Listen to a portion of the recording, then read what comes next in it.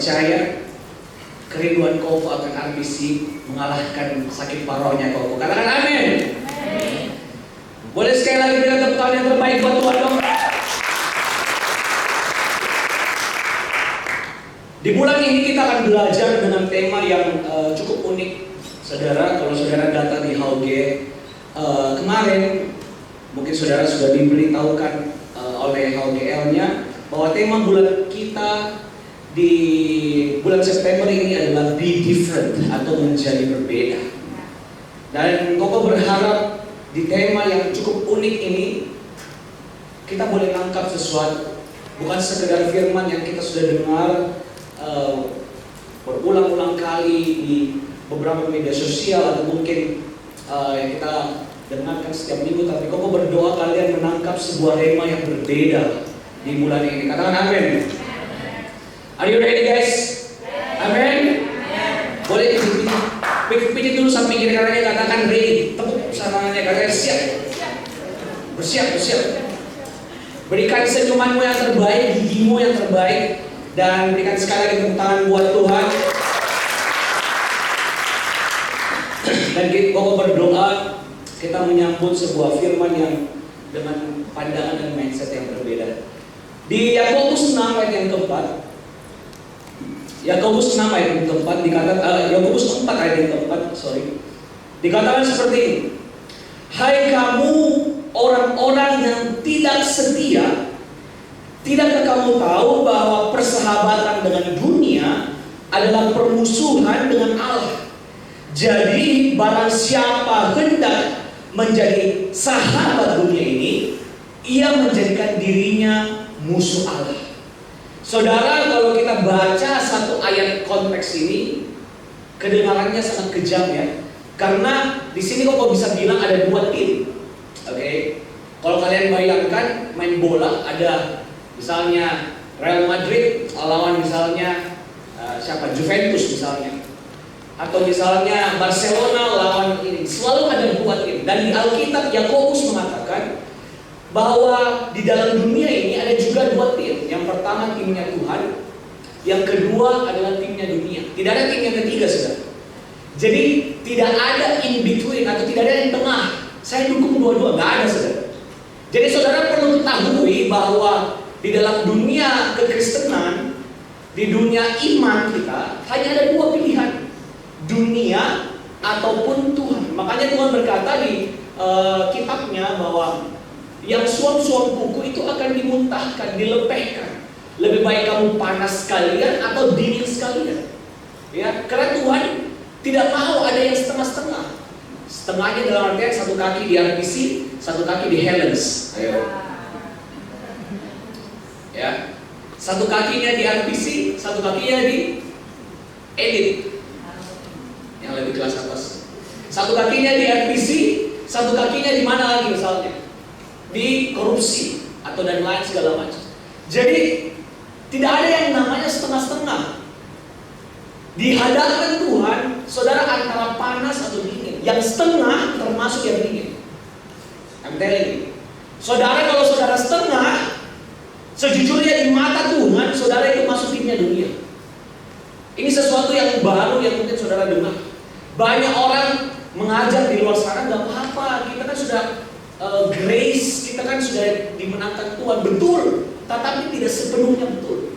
Karena kalau saudara baca nanti, Koko kan bukakan ayatnya di terakhir, bahwa Tuhan tidak membiarkan dirinya dipermainkan. Jadi, saudara, contoh seperti ini. Koko janji misalnya Cici Karin, nanti bulan 6 saya akan bawa kamu misalnya jalan-jalan ya ke Bali, oke? Udah nih, udah terpenuhi jalan-jalannya bulan 6 di Bali. Tahun depan minta lagi.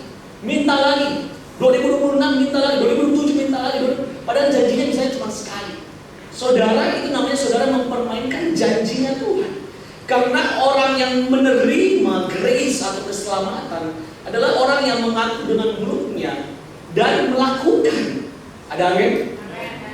Bukankah kita sudah bahas di bulan-bulan lalu bahwa lebih penting melakukan daripada mendengarkan, betul tidak?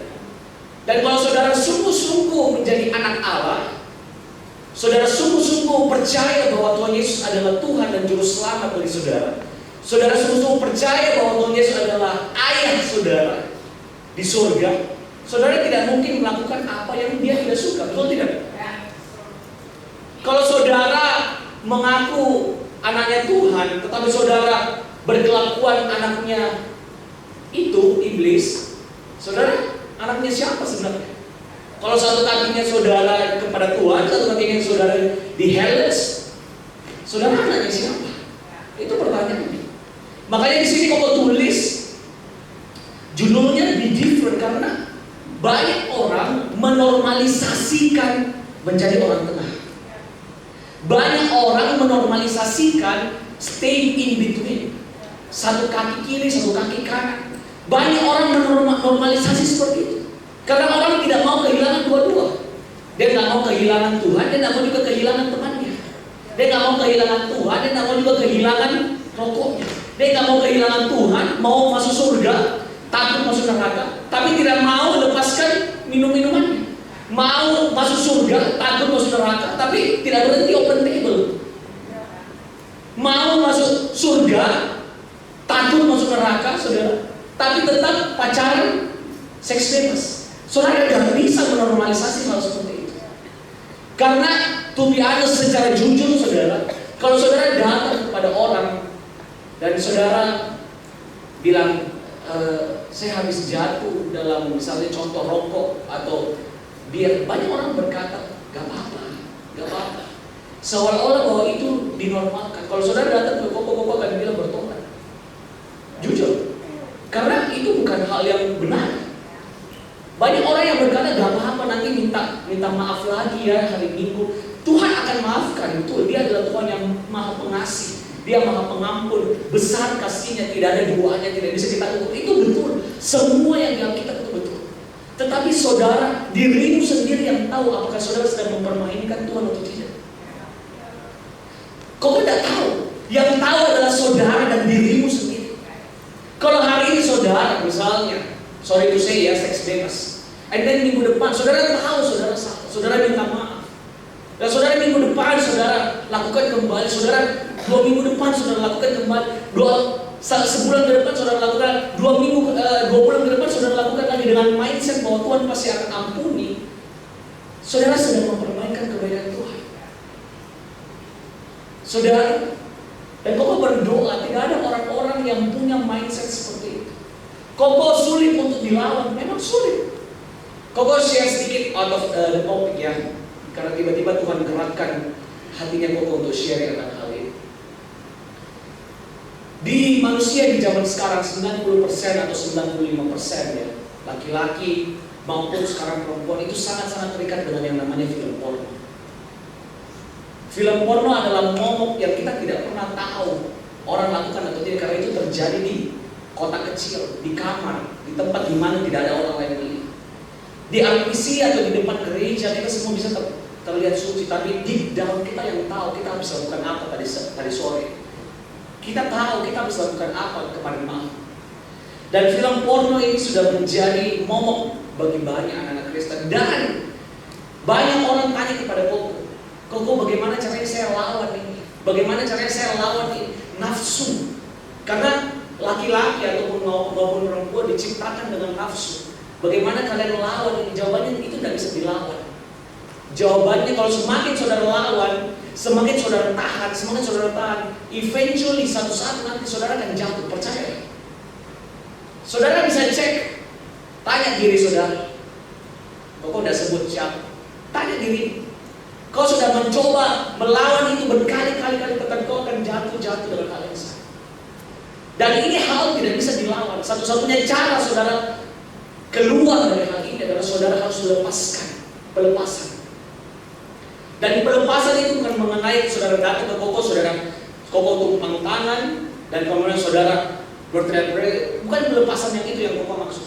Di pelepasan yang Koko maksud adalah saudara hindari apa yang membuat saudara bisa jatuh ke dalam sana. Contoh, kalau saudara tahu, kalau saudara di kamar, misalnya contoh ya, saudara di kamar sendiri, saudara akan tendensi atau kebiasaan saudara akan buka hal-hal yang seperti itu.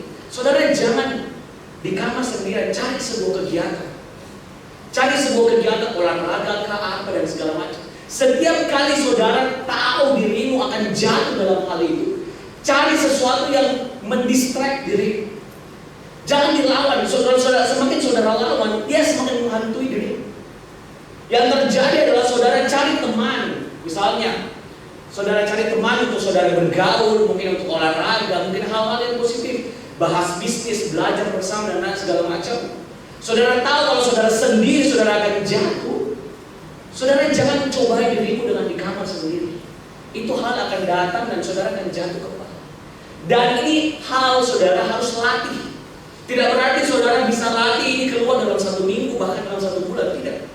Ini hal saudara harus latih berbulan-bulan, sama seperti rokok, judi dan minum bir. Ini hal sama persis. Kalau saudara terus bergaul dengan orang-orang yang pemabuk, orang yang minum bir, orang yang merokok, orang yang berkata-kata kotor, sesuci-sucinya saudara akan jatuh kembali. Ini hal tidak bisa dilawan. Saudara harus lepaskan diri. Ini namanya belenggu.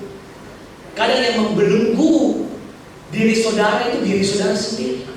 Kau sengaja kunci kamarmu, kau sengaja cari pintu-pintu kosong, kau sengaja cari sudut-sudut kosong. Itu namanya saudara sedang membelenggu dirimu sendiri. Semakin saudara lawan, semakin dia gak akan terlepas. Saudara, karena koko tahu kenapa? Karena koko sudah banyak sekali konseling laki-laki. Banyak sekali uncountable. Koko sudah bisa itu. 95% daripada orang-orang yang koko temui, laki-laki terutama, saudara mengalami hal ini. Apakah koko termasuk orang seperti itu? Ya, saya bisa berkata jujur seperti ini. Saya tidak malu akan dosa. Saya tidak malu akan apa yang saya lalui dulu. Waktu SMA, waktu kuliah, saya pun seperti itu. Karena orang-orang sekelilingku adalah orang-orang yang demikian. Tetapi ketika koko berada dalam sebuah konteks rumah Tuhan, koko bergaul dengan leader-leader, koko bergaul dengan orang-orang yang fokusnya kepada Tuhan, yang koko menyibukkan diriku dengan pelayanan. Akhirnya pelan-pelan dan saya kuliah, saya sudah lepaskan. Dan ini hal koko sudah lewati, koko sudah jalan. Dan koko berdoa, kalian juga lepas dari hal itu. Kalian harus be different, berbeda dengan teman-teman sekelilingmu. Jangan sampai orang-orang yang saudara temani adalah orang-orang yang menjerumuskan saudara. Jangan sampai dirimu sendiri menjerumuskan engkau. Karena koko tidak berdiri di depan sini sebagai orang yang sangat suci, tidak. Koko buka ini supaya iblis melihat dan tidak ada satu orang pun yang suci di tempat ini selain Tuhan. Koko ajarkan ini, koko ceritakan hal ini supaya saudara bisa terbuka dan terbebas daripada belenggu ini. Koko nggak tahu ini mungkin sesuatu yang out of context, tapi koko merasa terdorong untuk Roh Kudus dorong koko untuk ceritakan hal ini. Kita kembali kepada topik. Dan di sini koko tulis bahwa being different is not weird, it's being true, saudara. Jadi berbeda itu bukan berarti saudara aneh. Berbeda itu bukan berarti saudara lain-lain, enggak. Tetapi berbeda dalam konteks Kristus, dalam mengikuti Kristus adalah saudara menjadi benar. Berbeda dalam konteks Kristus bahwa saudara sudah memilih jalan yang benar. Ingat, tidak ada jalan tengah, tidak ada jalan kanan, yang ada adalah jalan kiri, yaitu Kristus. Cuma ada satu jalan kebenaran, yaitu Kristus. Tidak ada tengah-tengah, tidak ada kaki kiri A, kaki kiri B, tidak ada. Yang benar adalah berjalan kepada firman dan percaya kepada Kristus. Ada amin? Dan koko berdoa, saudara tidak perlu khawatir, tidak perlu takut ketika saudara dibilangi orang yang aneh. Saudara tidak perlu khawatir ketika saudara dibilangi orang yang sok suci. Karena memang kita berbeda. Katakan amin. Tepuk kiri kanan, katakan kamu berbeda. Saudara jangan takut kalau saudara masih kuliah, masih SMA. Saya kok tahu di sini banyak SMA, kok tahu di sini banyak yang kuliah, kok tahu di sini banyak yang kerja. Kalian tidak perlu takut kalau orang-orang bilang kalian sok suci. Memang saudara sedang menjalani sebuah kehidupan di mana Tuhan sedang melatih kesucian saudara. Alkitab berkata, kuduslah engkau karena aku kudus, betul tidak? Dalam artian Tuhan sedang melatih saudara untuk menjadi orang-orang yang kudus. Saudara bisa bayangkan Elia saking kudusnya dia di hadapan Tuhan, dia tidak mati, dia diangkat. Artinya apa? Tuhan sedang melatih anak-anaknya, bukan cuma Elia saja, tetapi kita semua untuk mengikuti jalan kekudusan. Dan saudara tidak perlu khawatir dibilang sok suci, karena orang itu yang bilang dia sedang mencoba menjatuhkan saudara, dia sedang mencoba menarik saudara di levelnya dia. Dia sedang mencoba menarik saudara jatuh pada kejatuhannya dia. Dan saudara harus bangga ketika saudara dikatakan berbeda, katakan amin. Karena saudara sedang berjalan dalam sebuah kebenaran. Kemudian Paulus tulis lagi di sini, dibutuhkan keberanian untuk berbeda. Banyak kita anak-anak muda, SMA, kuliah, ataupun lagi bekerja, kita takut kalau dibilangin sok suci. Kita takut kalau kelihatannya ke gereja. Kita takut kamu kemana. Sejujurnya mau ke komsel, tapi bilangnya lagi nafik. Kita takut kedengaran, wih sok suci banget, ngapa mau kowe? Ya kan pernah dengar kata-kata itu? Ngapa mau kau? You tahu suci mau kau? Begitu. Jadi kita takut mendengar kata-kata seperti itu. Menurut Koko sebagai orang yang sudah melewati, saudara, sekilas cerita dulu Koko ini bisa dibilang juga orang yang cukup nakal ya. Koko juga datang dari background yang pembuli dulu, penjudi. Koko juga suka ke clubbing, hal-hal yang tidak baik Koko juga sudah lewati. Dan ketika Koko berteman dengan orang-orang seperti itu, Koko merasa bangga ketika Koko dibilang nakal. Betul tidak? Kalau kita merokok, kita bangga, ada sebuah kebanggaan. Kalau kita minum bir, 1 botol, kita bangga. Meskipun pulang muntah-muntah, it's okay, yang penting dipuji dulu. Betul tidak? Kadang kalau saudara tidak pernah lewati hal itu, ya puji Tuhan. Tapi bagi saudara yang pernah melewati hal itu, pada saudara relate. Biarpun kita dikasih mabuk, guling-guling di jalan, wih, oh Ivan hebat, kasih habis 1 botol, kita bangga. Sebenarnya itu sebuah kebodohan dipikir-pikir. Betul tidak? Kita sudah muntah-muntah dan segala macam. Sebenarnya itu sebuah kebodohan, tapi kita bangga. Kemudian ketika Koko pertama kali bertobat, saudara, Koko ada posting sebuah ayat di Instagram feeds-nya Koko. Nah, saudara tahu, setiap kali Koko ketemu dengan temannya Koko yang dulu yang nakal-nakal, bahkan Cece waktu itu dia cerita waktu dia dengar dia lihat Koko posting sebuah ayat di Instagram feeds, berkata, wih tahu kok pendeta nih, ngapa kok, hebat kok, ini apa dan segala macam, khotbahkan kak dulu Saudara pernah dengar kata-kata itu? Saudara percayalah itu Koko lewati. Awalnya Koko nggak tahu harus merespon seperti apa. Koko cuma bilang tidak Ji. Koko cuma bilang iyo sudah dewasa kan, harus berubah. Tapi semakin kesini semakin Tuhan tambahkan sebuah pengertian. Dan Roh Kudus ngomong di hatinya Koko, it's okay to be different. Saudara, nggak apa-apa kok kalau memang berbeda dengan dunia. Nggak apa-apa kok kalau memang dunia menganggap saudara hina, karena memang itulah salib yang kita akan pikul. Nggak apa-apa kok kalau orang rendahkan kita, ketawain kita, nyinyirin kita, nggak apa-apa, it's okay. Karena itulah salib yang Tuhan suruh untuk kita pikul. Jangan saudara malu dengan salibmu. Dan semakin kesini Koko, ketika ketemu orang Koko dikatakan, Pak Pendeta, ya, shalom, Koko balik sulit. Akhirnya Koko embrace hal itu. Akhirnya Koko pikul hal itu. Dan Koko berdoa kita semua bukan menjadi orang yang malu akan salibnya kita, akan Tuhannya kita. Karena Alkitab berkata, siapa yang malu mengakuiku di hadapan manusia, aku pun akan malu mengakui dia di hadapan Bapa. Suatu kali saudara, Koko ceritakan hal ini mungkin kesekian kali Koko sudah ceritakan, tapi Koko ceritakan kembali. Dulu pertama kali Koko pelayanan bukan sebagai pengkhotbah saudara, tapi Koko melayani pertama kali sebagai seorang penari. Saudara tahu laki-laki menari itu sangat dulu ya, 2013, 2014, 2015. Itu kalau laki-laki menari kayaknya, oh pasti ini.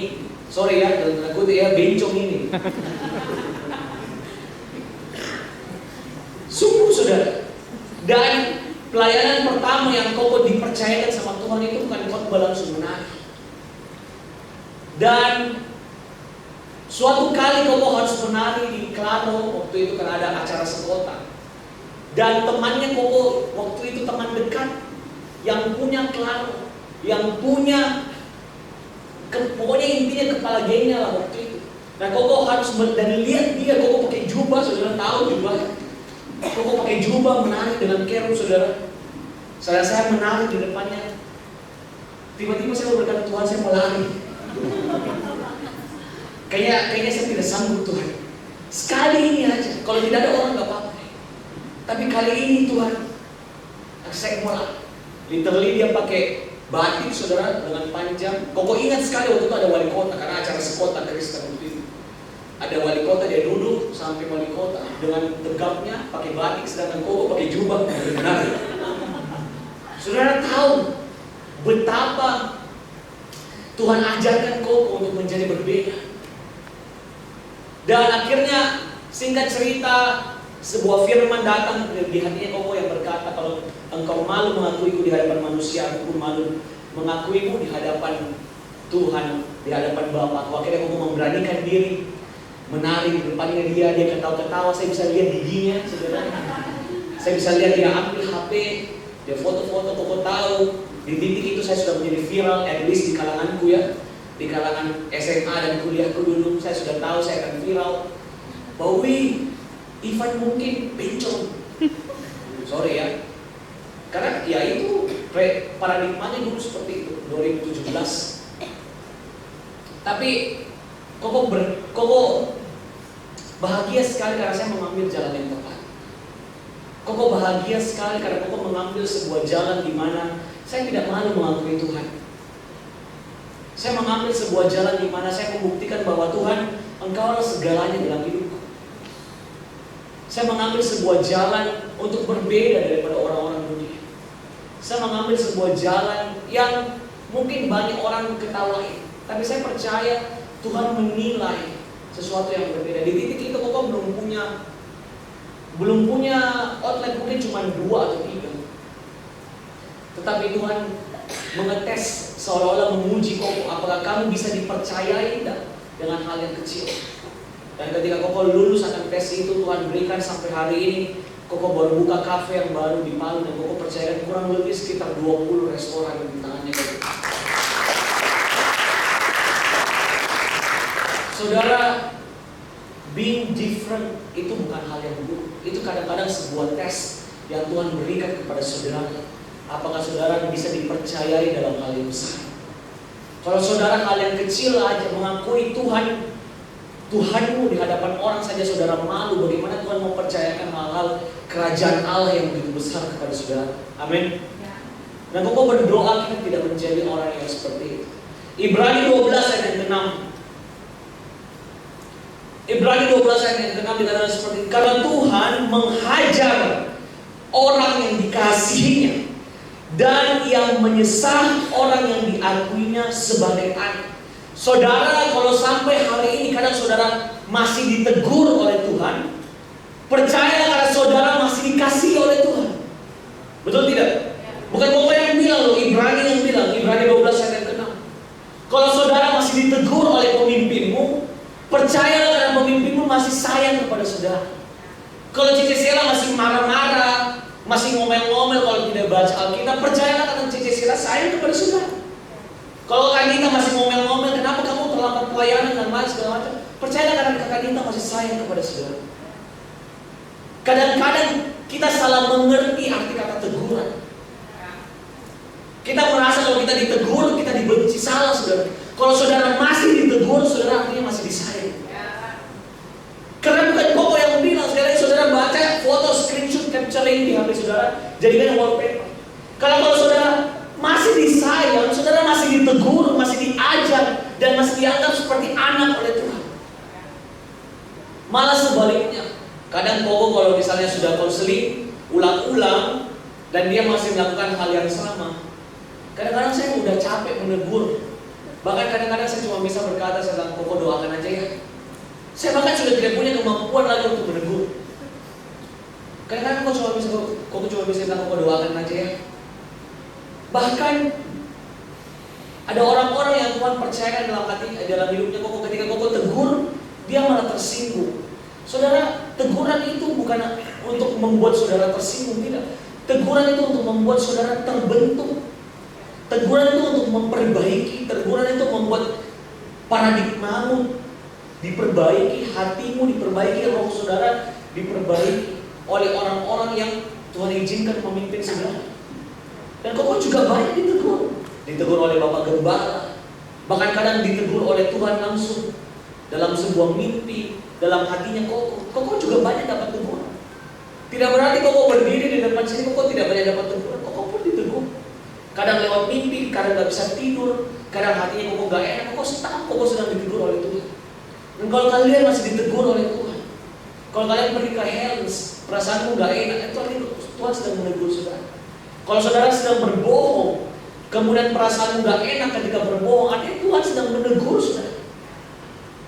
Kalau saudara melakukan dosa, saudara melakukan kesalahan, dan pemimpinmu masih menegur, Roh Kudus masih menegur, artinya saudara masih disayang.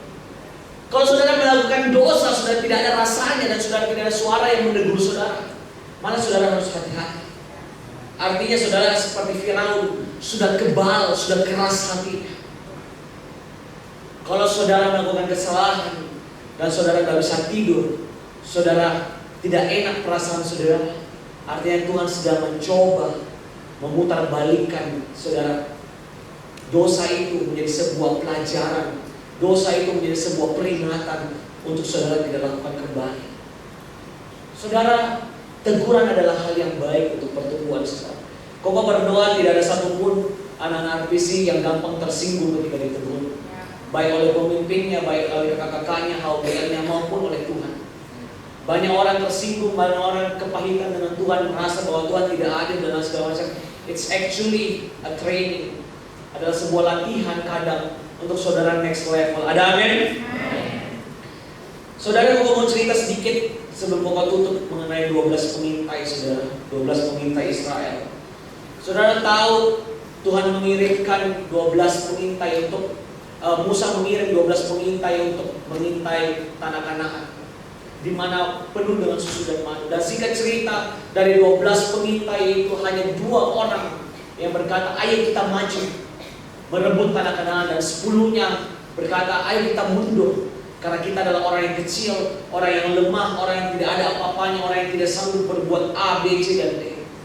Saudara, 2 orang ini yang Tuhan sudah pilih, yaitu Yosua dan Kaleb, berbeda saudara. Dia melihat janjinya Tuhan. Dia melihat bahwa Tuhan adalah Tuhan yang besar, Tuhan yang sanggup membawa dia keluar dari masalah ini. Dia berbeda dengan yang 10. Majority doesn't beat truthful. Artinya adalah majority atau kalangan yang besar tidak berarti itulah yang benar. Kadang-kadang Tuhan pilih orang-orang yang kecil berjalan dalam sebuah kebenaran. Kalau temanmu banyak berbuat dosa, saudara nggak perlu ikuti. Kalau temanmu banyak berbohong, seks bebas, party dan lain segala macam, saudara nggak perlu ikuti. Moga saudara menjadi Yosua dan Kaleb, menjadi 2 orang yang berbeda, yang melihat Tuhan lebih daripada melihat teman-temannya yang lain. Dia melihat janjinya Tuhan, keperkasaannya Tuhan lebih daripada ajaran teman-temannya untuk mundur. Dia melihat janjinya Tuhan untuk terus maju dan merebut tanah Kanaan, lebih daripada dia melihat kata-kata yang negatif, hal-hal yang negatif oleh teman-temannya. Maukah saudara menjadi orang yang berbeda daripada teman-teman, daripada orang-orang sekelilingmu, daripada orang-orang tempat kerjamu, daripada teman-teman sekolah? Maukah engkau menjadi orang yang berbeda, supaya Tuhan bisa pakai saudara menjadi pemimpin di masa depan. Dan Koko tulis di sini, menjadi berbeda akan sulit apabila kita terus mencari pembenaran. Menjadi berbeda akan sulit kalau kita terus berkata, nanti saya nggak punya teman. Menjadi berbeda akan sulit kalau saudara terus berkata, nanti tidak ada yang mau dekatin saya. Menjadi berbeda akan sulit kalau saudara hanya terus pandang hal-hal yang duniawi, pandang uang, pandang harta, pandang ketenaran. Saudara akan terus cari pembenaran. Tetapi saudara perlu tahu bahwa saudara diciptakan itu berbeda, dan saudara diciptakan untuk mengambil jalan yang benar, berjalan di jalan yang benar. Dan singkat cerita, hanya Yosua dan Kaleb yang memasuki tanah Kanaan. Saudara, ketika saudara berbeda, janji Tuhan ya dan amin dalam hidup saudara. Amin. Ketika saudara berbeda dan saudara berjalan dalam kebenaran, janji Tuhan tidak akan pernah luput daripada hidup saudara. Ketika saudara berjalan dalam kebenaran dan saudara berani untuk berbeda, berkat Tuhan yang selama ini saudara doakan, pekerjaan yang selama ini saudara doakan, teman-teman yang selama ini saudara doakan, komunitas yang selama ini saudara doakan akan datang kepada saudara. Dan Yosua, Kaleb menjadi bukti bahwa berbeda adalah hal yang positif. Berbeda adalah hal yang baik ketika saudara berjalan dalam kebenaran Kristus. Ada amin, saudara? Dan Koko tulis di sini kembali, apa yang kita tabur tidak akan sia-sia. Saudara percayalah bahwa ketika saudara menjadi berbeda hari ini, itu adalah sebuah taburan yang saudara akan tuai di masa depan. Tuhan sedang melihat keberanian saudara seperti Yosua dan Kaleb, dan Tuhan akan percayakan tanah Kanaan kepada 2 orang ini untuk memimpin bangsa Israel. Bukan kepada 10 orang yang tadi, tidak, kepada 2 orang yang berbeda ini. Karena Tuhan sedang melihat bahwa ketika saudara berbeda, saudara menabur hal-hal yang positif. Saudara sedang menabur hal-hal yang ilahi dalam hidup saudara. Ayat yang terakhir, Galatia 6 ayat yang ke-7 sampai dengan ayat yang ke-8. Sama-sama kita baca sebelum Koko tutup. 1, 2, 3. Jangan sesat, Allah tidak membiarkan dirinya dipermainkan. Karena apa yang ditabur orang, itu juga akan dituai. Ayat yang ke-8. Sebab barang siapa menabur dalam daging, ia akan menuai kebiasaan dan dagingnya. Tetapi barang siapa menabur dalam apa? Dalam roh, ia akan menuai hidup yang kekal dari roh. Jadi saudara, jangan biarkan teman-teman atau bisikan iblis membuat saudara berdiri di tengah-tengah. Jangan biarkan bisikan iblis atau bisikan teman-temanmu di samping kiri kanan membuat saudara berdiri di dalam sisi dunia. Tetapi taburlah hal yang roh, taburlah hal yang positif, taburlah hal yang kebenaran, maka saudara akan menuai hal yang kebenaran. Quotes of the day yang terakhir, dan Koko minta Presiden Worship boleh naik. Koko tulis di sini, menjadi berbeda dimulai dengan menabur hal yang tepat. Saudara, kalau saudara mau menjadi berbeda, taburlah pertemanan yang tepat, taburlah kata-kata yang tepat, taburlah pekerjaan yang tepat, taburlah etika, attitude yang tepat, taburlah hal-hal yang tepat, saudara. Dan saudara akan lihat bahwa hidupmu akan menjadi berbeda, dibedakan oleh Tuhan, dan saudara akan dipercayakan tanah Kanaan seperti Tuhan mempercayakan tanah Kanaan kepada Yosua dan Kaleb. Ada amin, saudara? Ada amin? Boleh kita bangkit berdiri sama-sama.